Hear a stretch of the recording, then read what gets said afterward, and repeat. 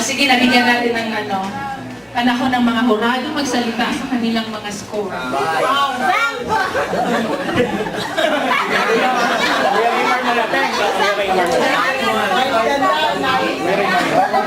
Umpisa nga natin kay Kuya Raymar. Kuya, tayo daw po kayo. Sabol! Sabol! Sabol! Sabol!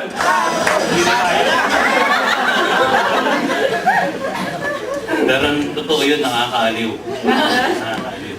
Aliw na aliw ako kay Kuya Mel. Dati kasi mahihain yan eh. Pero ngayon walang hiyaan na. Saka si Kuya Erson. Siya yung pinaka-senior citizen dito, di ba? Kaya pa rin, kaya pa rin. No? Pero ang galing ng preparation, saka yung si JR, no? Dati nagka-tricycle lang yun sa Bataan eh. No, sa Saudi, entertainer na pala ngayon yan. No, galing. Ang galing. Saka si Dran Rev. Grabe, no? Parang bola tumatalbog siya. Umalog ang taba. Oo, grabe. Oo, mantika lahat. Pero praise God, ang galing niya. Ito ang score niyo. Anong score niyo, Kuya? Ha? Kailangan mo na pakita? Sabihin niyo po, kung anong score kasi tatali po ni Kuya Alan. 9.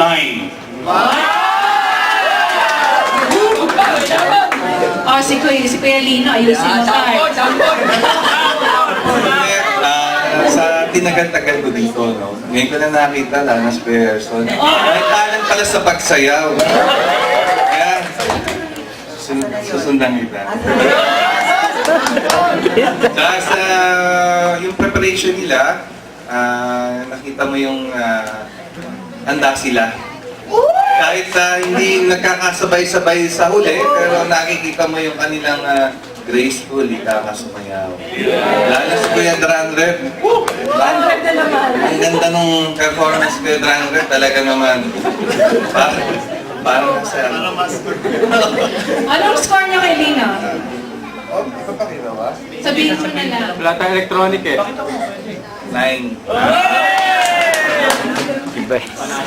Parang perfect na lang mga katalo. Kuya Marcelo!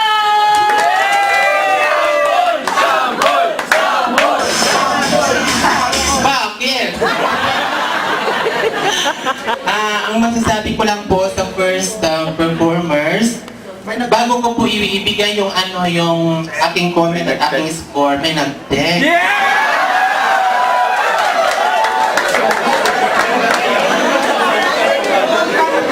Sabi, live pala tayo through TFC. Napapanood po tayo sa Pilipinas. At ang nag-comment, sasabihin ko mamaya, sabi niya, Kuya Erson, I love you. At ganoon din si Kuya Dranred, sabi niya, parang hindi ko maintindihan kung wapito ka o ano. Pero, ang sabi po niya, magaling po yung first group na nag-perform. At higit sa lahat, hinahanap ko kanina kung bakit, nasaan yung perfect score, bakit 9? Nasaan yung 10? Dahil bibigyan ko sana sila ng 10. So, ang score ko po para po sa first group ay 9 na rin.